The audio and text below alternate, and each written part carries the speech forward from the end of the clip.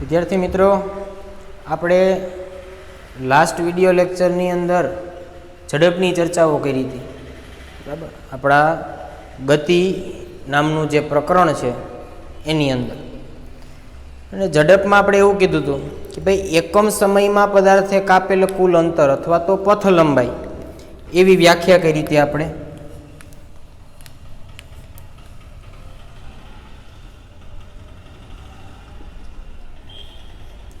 ઝડપ કોને કહેવાય? તો કે એકમ સમયમાં પદાર્થે કાપેલ અંતર એને શું કહેવાય? ઝડપ કહેવાય. બરાબર. તો છેલ્લે વિડિયો લેક્ચરની અંદર મેં તમને એ પણ કીધું હતું કે આ ઝડપ હંમેશને માટે સરખી ન હોય. તમે કોઈ એક જગ્યાએથી બીજી જગ્યાએ જાઓ છો તો ત્યારે દરેક વખતે આ ઝડપ સમાન ન હોય વ્યવહારિક જીવનમાં. આવું શું કામ થાય? તો એનું ઉદાહરણ મેં તમને એક આપ્યું હતું કે જ્યારે તમે કોઈ વાહન લઈને જાઓ છો કોઈ એક જગ્યાએથી બીજી જગ્યાએ, ત્યારે રસ્તો સારો હોય શરૂઆતનો 2-5 કિલોમીટરનો, તો તમારી ઝડપ 70 હોય 60 હોય. તમે વાહનના ઓડોમીટરમાં જુઓ અંતર કેટલું કપાય છે. તો ત્યારે અંતર વધારે કપાય ઓછા સમયમાં. કોઈ સ્પીડ બ્રેકર આવે અથવા તો કોઈ રસ્તો ખરાબ આવ્યો તો ત્યારે શું થાય? તો કે ત્યારે ઝડપ ઘટી જાય. તો આ ઝડપ ઘટી ગઈ, વળી પાછો કંઈક રસ્તો સારો આવ્યો તો ઝડપ વધી ગઈ, વળી પાછું તમે થોડી વાર ઊભા રહ્યા આરામ માટે, અડધી કલાક ચા પાણી પીવા માટે, તો ત્યારે તો શૂન્ય હતી ઝડપ, વળી પાછું તમે અંતર કાપવાનું શરૂ કર્યું. તો આવી અનિયમિતતા હોય ઝડપની અંદર. હવે તમે બીજી જગ્યાએ પહોંચી જાઓ ને પછી હું તમને પૂછું કે વિદ્યાર્થીઓ તમે કેટલી સ્પીડે અહીંયા આવ્યા, કેટલી ઝડપે અહીંયા પહોંચ્યા, તો તમે કઈ ઝડપ કયો? સારો રોડ હતો અને વધારે ઝડપ હતી એ કેવી? વચ્ચે તો અમુક જગ્યાએ તો ઝડપ શૂન્ય થઈ ગઈ હતી, તો એ કેવી? આવા પ્રશ્નો થાય. એટલા માટે ઝડપની જગ્યાએ સરેરાશ ઝડપ નામની ભૌતિક રાશિ આપણે ભણીએ છીએ. બરાબર, અને એનો અભ્યાસ અત્યારે કરશું આપણે. બરાબર, તો સરેરાશ ઝડપ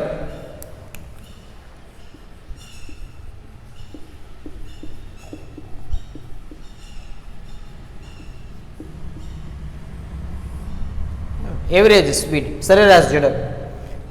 એની વ્યાખ્યા જોઈએ કે કોઈ પણ પદાર્થે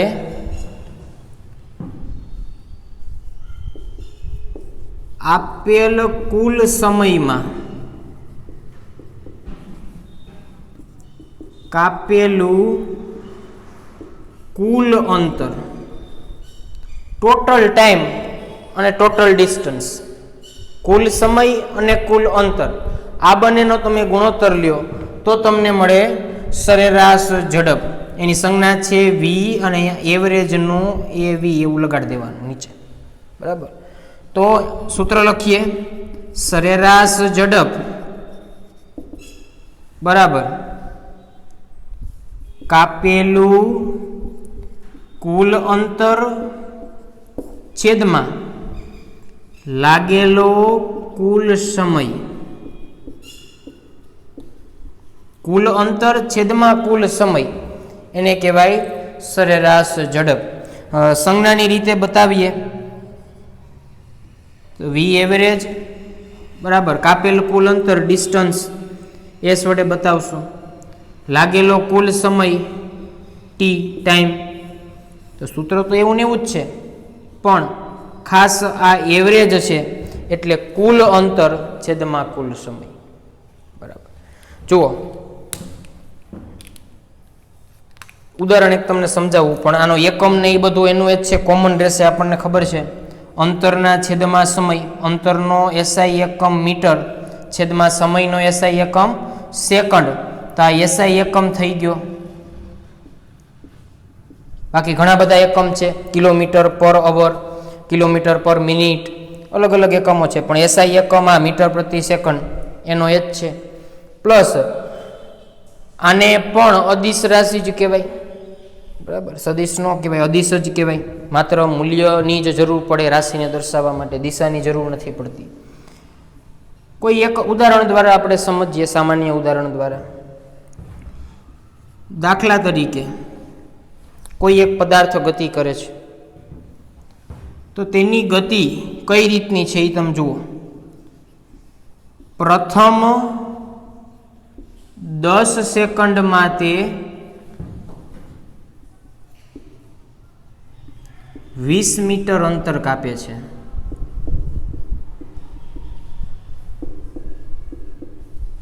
પ્રથમ 10 સેકન્ડમાં તે 20 મીટર અંતર કાપે છે. બીજી 10 સેકન્ડમાં તે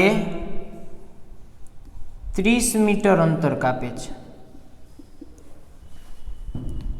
અને ત્રીજી 10 સેકન્ડમાં તે 10 મીટરનું અંતર કાપે છે. આનો મતલબ કેવો છે? જો આપણે હમણાં વાત કરી એવી જ કે પ્રથમ 10 સેકન્ડમાં તે 20 મીટરનું અંતર કાપે, પછી રસ્તો સારો આવ્યો તો એના પછીની 10 સેકન્ડમાં 30 મીટર અંતર કાપી લીધું. પછી રસ્તો બહુ નબળો આવ્યો તો ત્રીજી 10 સેકન્ડમાં શું થયું? તો કે એનું 10 મીટર જ અંતર કપાણું. તેની ઝડપમાં ફેરફાર થયો હશે.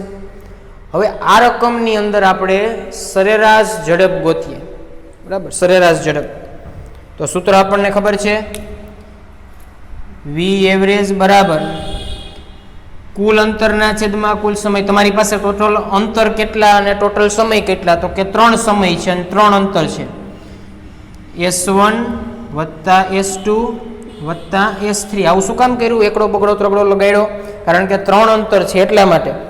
કારણ કે કુલ અંતર આપણે તો લેવાનું છે એટલે સરવાળો કરવાનો. છેદમાં કુલ સમય તો 10 + 10 ને +10, T1 T2 અને T3 ત્રણેય સમય એનો સરવાળો અને ત્રણેય અંતર એનો સરવાળો. ટૂંકમાં કાંઈ નથી, કુલ અંતર હતું એટલે બધું અંતર આપણે કુલ લીધું, છેદમાં કુલ સમય લીધો, બરાબર. હવે અંતર તમે જુઓ, 20, 30, 10.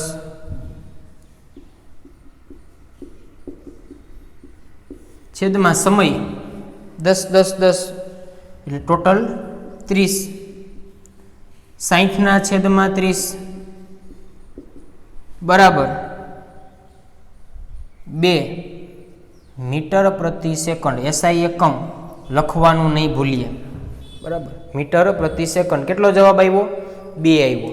તો આ 2 શું થઈ? એવરેજ ઝડપ. કે ભાઈ આ પદાર્થ 1 સેકન્ડમાં 2 મીટરનું અંતર સરેરાશ કાપતો હશે, બરાબર? સરેરાશ થઈ ગયું, સરેરાશ ઝડપ થઈ ગઈ. હવે તમે એમ કહો તો હાલે કે ભાઈ અમે એક જગ્યાએ બીજી જગ્યાએ ગયા, આવા ઉતાર ચઢાવ આવ્યા બધા અલગ અલગ, અમુક જગ્યાએ રસ્તો સારો, અમુક જગ્યાએ ખરાબ, પણ અમારી એવરેજ ઝડપ કેટલી હતી? તો કે 2 મીટર પ્રતિ સેકન્ડની હતી, બરાબર? તો આવા કોઈ પણ દાખલા હોય તો આવી સરળ રીતે થઈ શકે. સૂત્ર એક જ છે, આ એ જ યાદ રાખવાનું છે, બરાબર? ફેર કેટલો ખાલી ઝડપ અને સરેરાશ ઝડપમાં? તો કે ખાલી ઝડપ હોય એમનામ ઝડપ, તો એની અંદર શું હોય? જે તે અંતર અને જે તે સમય. જ્યારે સરેરાશની અંદર કુલ અંતર લેવાનું, છેદમાં કુલ સમય લેવાનો, બરાબર? આટલો જ ડિફરન્સ છે. જોઈ લ્યો એકવાર, પછી આગળ વધીએ.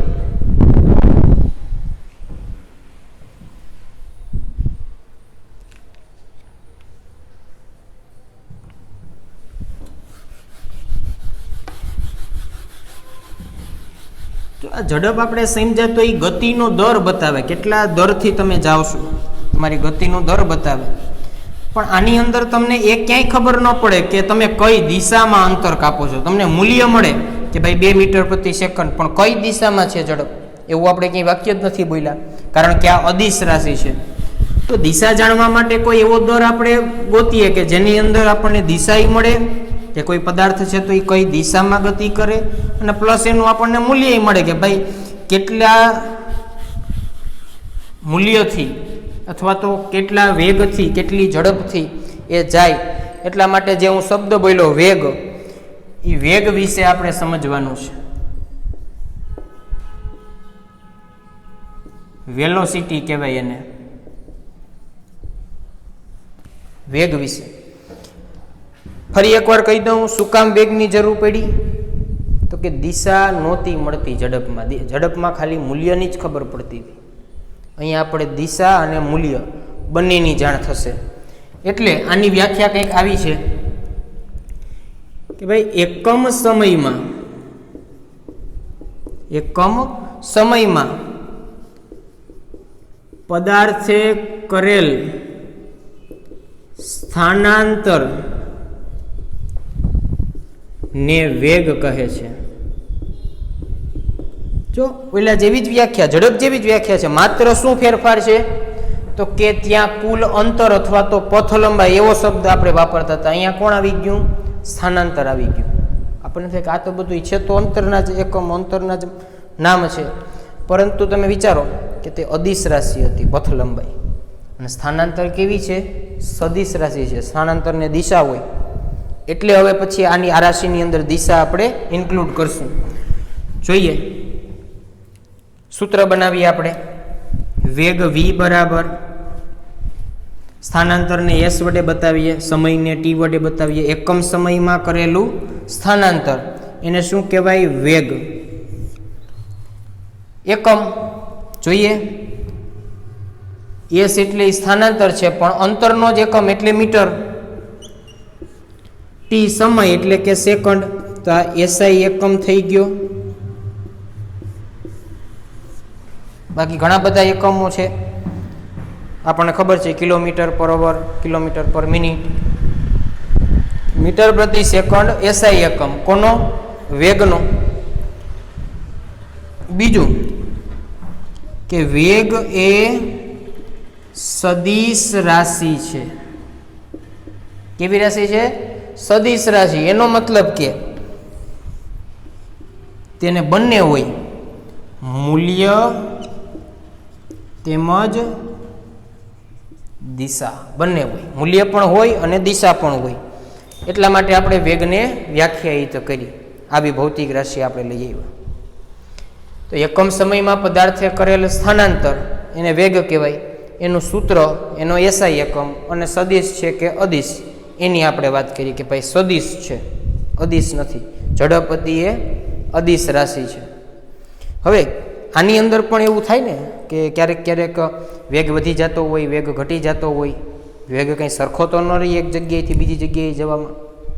તો એના માટે પણ એક નાનું એવું સૂત્ર યાદ રાખીએ આપણે કે જ્યારે વેગ એક સરખો વધતો હોય, વેગ એક સરખો વધતો હોય ત્યારે શું કરવું, કઈ રીતે જોવું આપણે જોઈએ.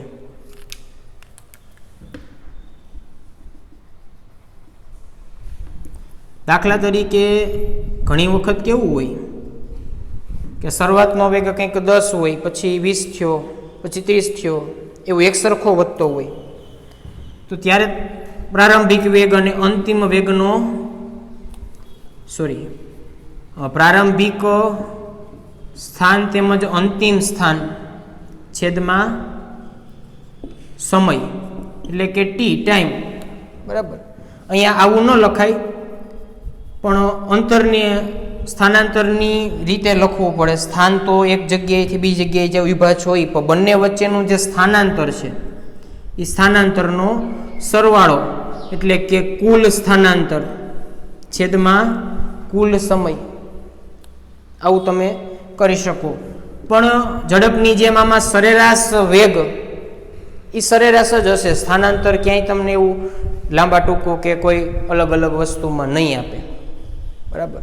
અને આ સૂત્રમાં ખાસ દાખલાઓ ગણતી વખતે આપણે કયું સૂત્ર વાપરવું, રકમ કઈ રીતની હોય અને કઈ રીતનું સૂત્ર વાપરવું. તો ઘણી વખત તમને પ્રારંભિક સ્થાન અને અંતિમ સ્થાન આપી દે, એના ઉપરથી વેગ ગોતવાનું કહે. તો વેગ v બરાબર પ્રારંભિક સ્થાન માઇનસ અંતિમ સ્થાન છેદમાં લાગતો સમય. ધારો કે પ્રારંભિક સ્થાન x1 હોય, અંતિમ સ્થાન x2 હોય, તો x1 માઇનસ x2 છેદમાં ટાઈમનો t. બરાબર. પણ અહીંયા એક ખાસ જોજો કે અંતિમ સ્થાનમાંથી પ્રારંભિક સ્થાન બાદ કરવાનું છે. બરાબર. એક ઉદાહરણ આપણે લઈએ કે આવી કોઈ એક રેખા છે અહીંયા પ્લસ જ રાખીએ બધા 20, અહીંયા 30, અહીંયા 40. હું બિંદુના નામ આપી દઉં A, B, C અને D. આપણે પ્રકરણની શરૂઆતમાં જ આની વાત કરી હતી. હવે ધારો કે કોઈ પદાર્થ B ઉપરથી D ઉપર પહોંચ્યો છે અહીં સુધી અને તેના માટે તેણે સમય લીધો છે 10 સેકન્ડનો. તો આનો વેગ ગોતવાનો કે આપણને આનો વેગ. તો વેગ v બરાબર અંતિમ સ્થાન શું છે તો કે D કેટલું છે તો કે 40 માઇનસ પ્રારંભિક સ્થાન B 20 છેદમાં સમય કેટલો છે 10. તો v બરાબર 40 માંથી 20 જાય 20 ભાગ્યા 10. જવાબ શું આવ્યો 2. તો 2 મીટર પ્રતિ સેકન્ડ જેટલા વેગથી આ પદાર્થે ગતિ કરી છે. તો અંતિમ સ્થાન માઇનસ પ્રારંભિક સ્થાન છેદમાં સમય. આ સૂત્ર ખાસ યાદ રાખજો દાખલાઓ ગણવા માટે. બરાબર. તો આ સૂત્ર આપણે એક નાનું એવું ઉદાહરણ પણ જોયું અને આ વેગની ચર્ચાઓ કરી. ત્યારબાદ વેગમાં થતા વેગમાં ફેરફાર થતો જ હોય કે ભાઈ આ સમયે વેગ અલગ છે, પછીના સમયે કંઈક વેગ અલગ છે. તો આવો વેગમાં જે ફેરફાર થાય છે એ ગણવો હોય તો એના વિશેનો અભ્યાસ કરવો હોય તો એના માટે ભૌતિક વિજ્ઞાનમાં એક બીજી અલગ રાશિ છે જેનું નામ છે પ્રવેગ.